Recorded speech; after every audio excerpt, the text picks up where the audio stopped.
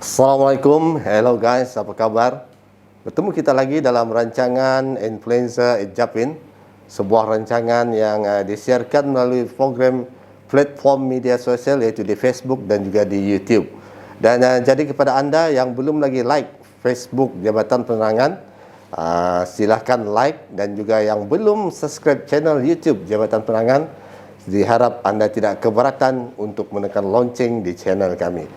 Baiklah, seperti biasa dalam rancangan ini kami akan membicarakan dan membawakan tokoh-tokoh dan juga pemimpin-pemimpin kita untuk berbicara tentang dasar-dasar kerajaan, isu-isu semasa dan juga perkara-perkara yang kami rasakan perlu dibicarakan sebagai usaha berterusan Jabatan Penerangan untuk memasarkan maklumat melalui platform media sosial.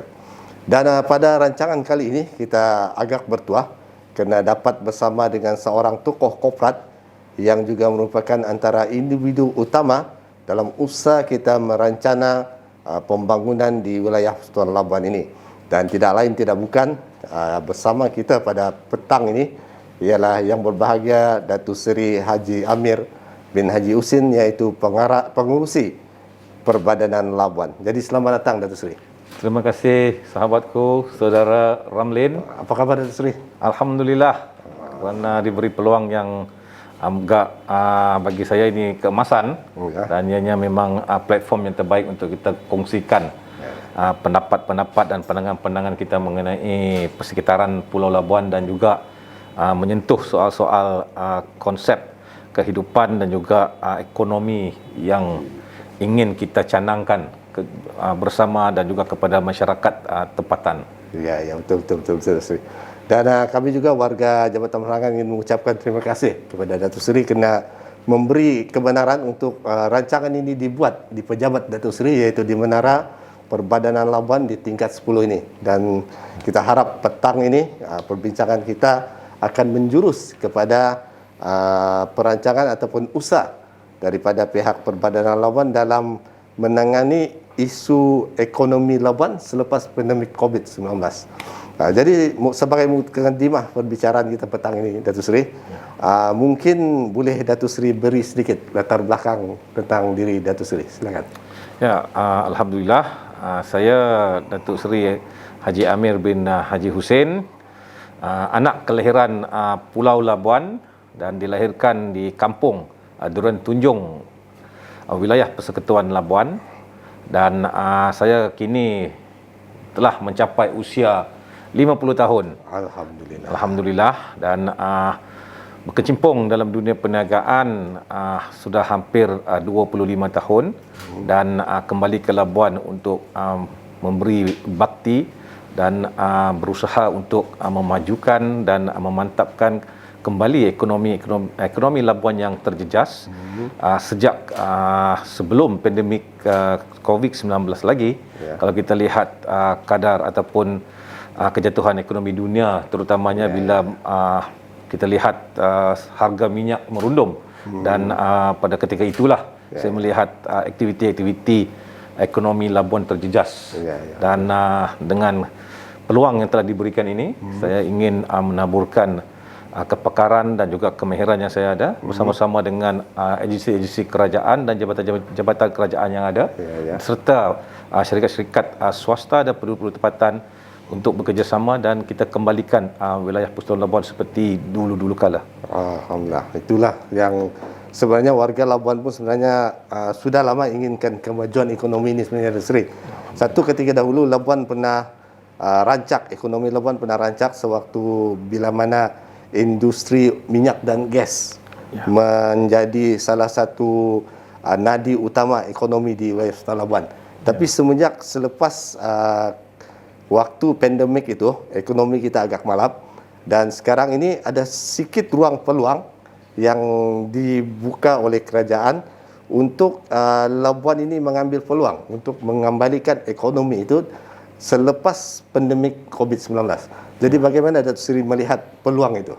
Ya, kita lihat dasar-dasar kerajaan yang ada pada ketika ini yang lebih cenderung kepada inisiatif PFI, di mana kalau kita lihat akibat pandemik 19 selama 2 tahun yang melanda bukan hanya negara kita tapi di seluruh dunia. Betul. Dan membuatkan syarikat-syarikat ini melihat diri mereka perlu di reset ataupun mengembalikan asal ataupun cara perniagaan yang lebih berkonsepkan atau melihat untuk pendekatan yang lebih dinamik. Betul. Dan mereka melihat Labuan ini salah satu tempat ataupun satu kawasan ataupun pulau yang masih perlu diberi kesempatan ataupun dimajukan.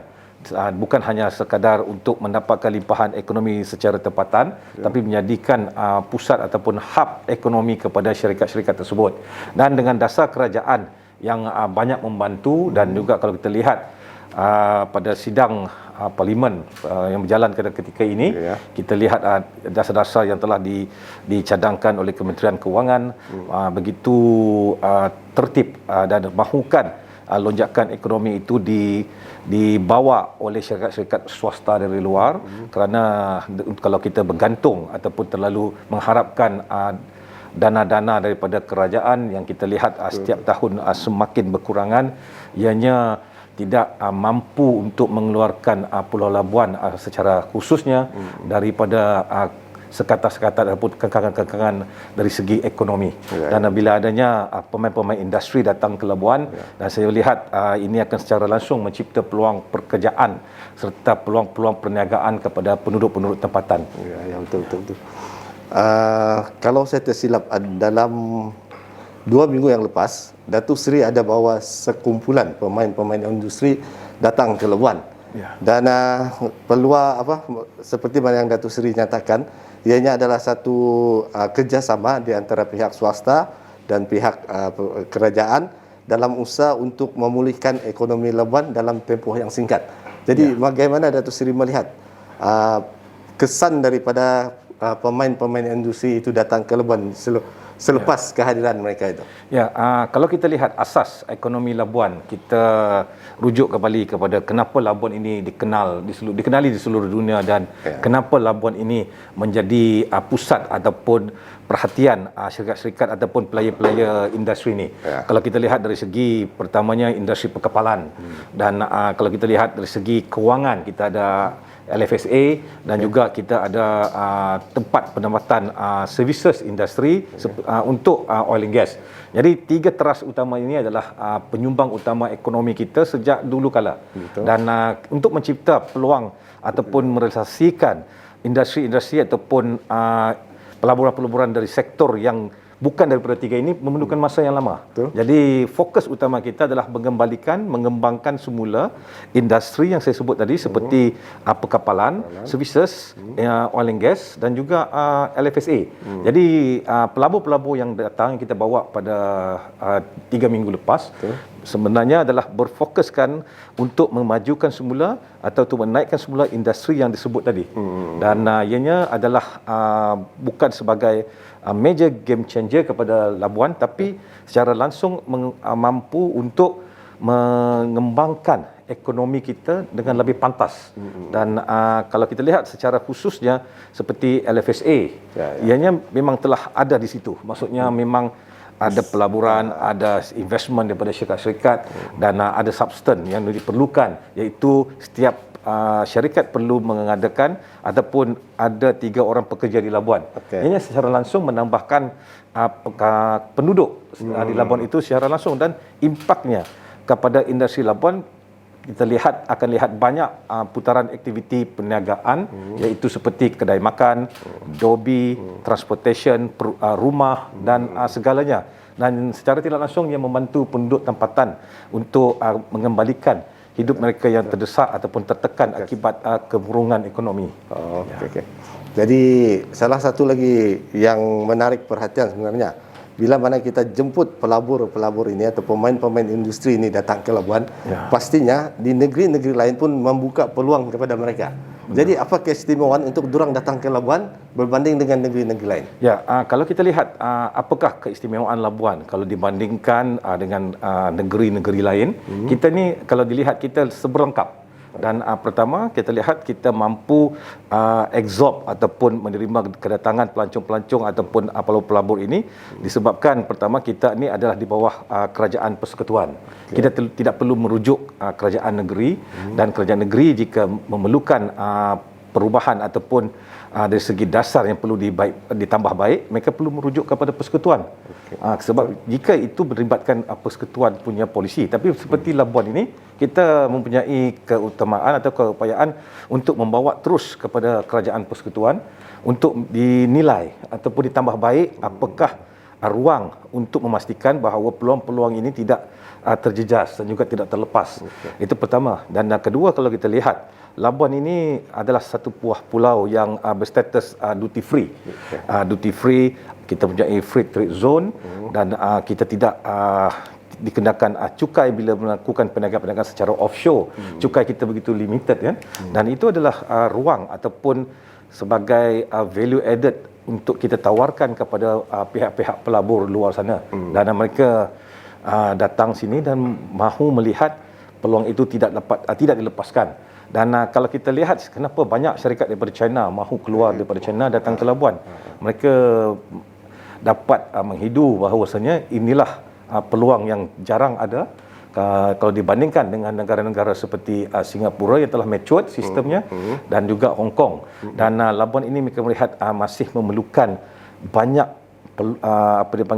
penambahbaikan dan mereka datang sini untuk memastikan bahawa penambahbaikan itu dapat dikongsikan bersama dengan penduduk tempatan.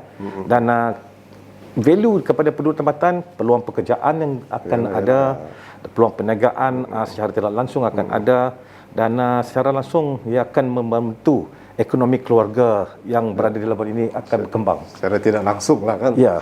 Betul. Dan sebagai seorang tokoh korporat yang telah bermain dalam industri perniagaan, yang pernah terlibat dengan projek-projek multinasional di dalam dan di luar negara.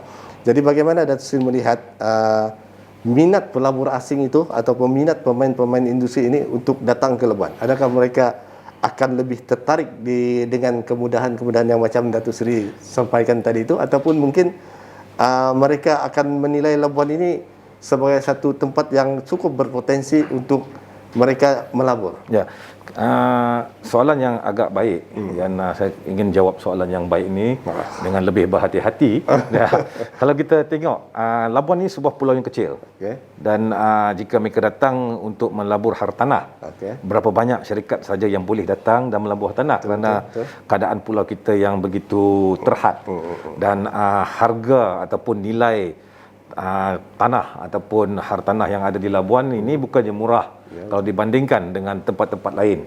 Tetapi kalau sebagai pemain industri, saya melihat bukan setakat harga hartanah, sewa bangunan yang mungkin mahal bagi saya, tapi kita melihat dari segi potensi untuk menjadikan Labuan sebagai sebuah hub. Kalau kita rujuk ataupun kita lihat balik pada zaman-zaman dahulu, kenapa kerajaan Britain ataupun British menjadikan Labuan ini sebagai hub perdagangan. Kerana mereka punya reason ataupun alasan yang kukuh, kerana Labuan ini berada di tengah-tengah. Kalau kita comparekan sama ada di tempat lain, Labuan ini adalah pesisiran ataupun di sebuah pulau yang berada di tengah-tengah antara Sabah, Sarawak, Semenanjung, dan lebih dekat untuk mereka untuk ke negara China, Hong Kong dan seterusnya. Dan dalam masa sama kalau kita lihat Kalimantan bakal mempunyai ataupun Indonesia bakal mempunyai ibu negara baru di Kalimantan dan yang lebih strategik, dan penerbangan atau penerbangan secara langsung daripada Kalimantan ke Labuan hanya mengambil kurang daripada 1 jam. Dan dia berada dalam satu kawasan yang sangat strategik dan mampu membawakan industri-industri player ini untuk menjadikan Labuan sebagai regional office untuk mereka jadikan sebagai pusat perantaraan dengan ibu pejabat mereka. Ya. Sebenarnya saya setuju dengan Datuk Seri. Sebab kalau dari segi sejarah Labuan itu sendiri pun, bagaimana Labuan itu mendapat namanya ialah melalui perkataan pelabuhan. Sebab di zaman macam Datuk Seri katakan sebenarnya tadi itu, sejarahnya Labuan ini pada zaman British dulu, seperti yang Datuk Seri katakan, kedudukan Labuan itu cukup strategik. Sebenarnya betul lah Datuk Seri katakan, kita dekat dengan India, kita dekat dengan China. Di hadapan kita ini adalah Laut Cina Selatan. So, bila kita berlayar, kita akan terus ke situ. Betul. Jadi memanglah, saya rasa memang saya setuju dengan Datuk Seri, potensi Labuan dari segi penglihatan Datuk Seri itu insyaAllah akan menjadikan Labuan salah satu tempat yang menarik dan boleh menarik pemain-pemain industri. Jadi kita akan berhenti seketika, kita akan sambung selepas ini.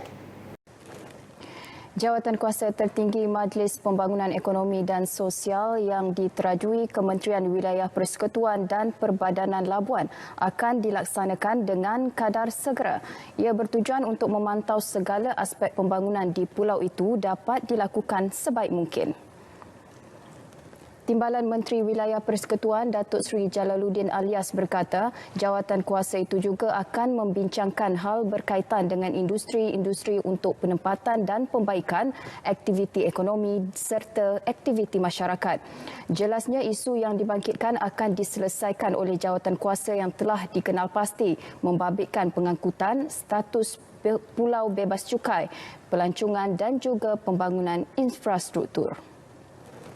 Jadi kerana itu pihak kementerian dan juga bersama-sama dengan Perbadanan Labuan akan melihat dan juga memastikan semua perkara yang berkaitan dengan kesejahteraan dan pembangunan bagi kesejahteraan rakyat ini akan dapat kita lakukan sebaik mungkin. Beliau berkata demikian kepada pemberita selepas mempengerusikan mesyuarat sesi dialog bersama pemain industri di Wisma Perbadanan Labuan. Okay, hello guys. Kita kembali lagi dalam rancangan Influencer at Japan. Dan seperti mana yang kita sedia maklum, kita hari ini bersama dengan Datuk Seri Haji Amir Haji Husin, Pengerusi Perbadanan Labuan, dalam membicarakan tajuk usaha pemulihan ekonomi Labuan selepas pandemik COVID-19. Jadi kita sambung bicara Datuk Seri. Perbicaraan kita ni tentang kerisauan orang Labuan, kan? Kerisauan warga Labuan antara COVID dengan ekonomi. Jadi kalau kita buka pintu ekonomi kita ataupun kita aktifkan ekonomi kita, kes COVID akan meningkat. Tapi kalau kita tutup pintu ekonomi kita pula, orang akan susah mencari pendapatan ataupun kesukaran ekonomi itu tidak akan aktif sebab kita sudah tutup pintu kita.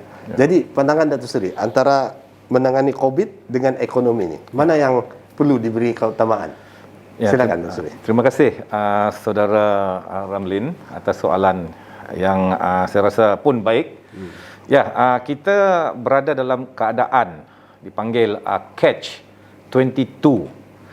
Bila kita dalam keadaan catch 22 ini, kalau kita lihat apakah kepentingan ekonomi lebih penting kepada kepentingan kesihatan. Betul. Dan dari sudut kesihatan, kita mahukan semua penduduk Labuan dan juga orang yang datang ke Pulau Labuan dalam keadaan baik dan selamat. Tapi dari segi ekonomi, ianya lebih berjangka panjang. Jika ekonomi kita terjejas, maka kehidupan kita pun akan terjejas dalam jangka yang panjang dan ianya akan mengakibatkan kesan yang lebih buruk. Jadi dalam situasi ini, kita lebih fokuskan kepada jati diri, penjagaan diri dan disiplin diri untuk memastikan kita menjaga SOP yang agak ketat dan kita tahu di manakah kedudukan kita dan apakah perlu kita lakukan jika kita bergejala. Dan kesedaran pada diri sendiri itu lebih kritikal dan lebih penting bagi saya kerana ianya tidak akan mengubah dasar ataupun tidak akan mengubah kehidupan seharian kita kerana COVID ini akan bersama kita dalam jangka masa yang panjang. Untuk mencapai tahap endemik, mungkin ia memerlukan masa yang lebih panjang, tapi untuk menutup ekonomi yang pernah kita lalui selama hampir 2 tahun, ianya menjejaskan bukan hanya dalam jangka masa yang pendek, tapi yang keberterusan mungkin tidak mampu untuk kita pulihkan kembali ekonomi yang terjejas tersebut. Kerana kalau kita lihat persaingan dari segi ekonomi ini maha dahsyat dan ianya mampu melumpuhkan institusi keluarga dan mungkin akan berlaku penceraian keluarga dan ianya saya rasa saya harap tidak dapat ataupun tidak dilakukan semula. Cuma kesedaran diri itu perlu diketatkan dan kita mempunyai disiplin dan anggap bahawasanya ini adalah satu kepentingan bukan hanya pada diri kita tapi kepada masyarakat. Betul. Saya setuju dengan Datuk Seri. Sebenarnya ancaman COVID ini tidak akan berakhir. Yang penting ialah kesedaran kita dan kita akan sentiasa peka terhadap SOP yang telah ditetapkan. Dan ekonomi itu cukup penting sebenarnya. Macam Datuk Seri katakan, 2 tahun yang kebelakang ini memang ekonomi kita agak terjejas, kan ramai daripada rakan-rakan kita di luar sana, pekerja-pekerja yang hilang pekerjaan, kan peniaga-peniaga yang terpaksa menutup permis perniagaan mereka disebabkan ketidakmampuan dan tiada pendapatan dalam tempoh 2 tahun itu. Okey, jadi saya rasa kita berhenti seketika lagi untuk kita mengakhiri perbincangan kita. Perancangan untuk meningkatkan pembangunan pulau pelancongan di Labuan mampu merancakkan sektor pelancongan.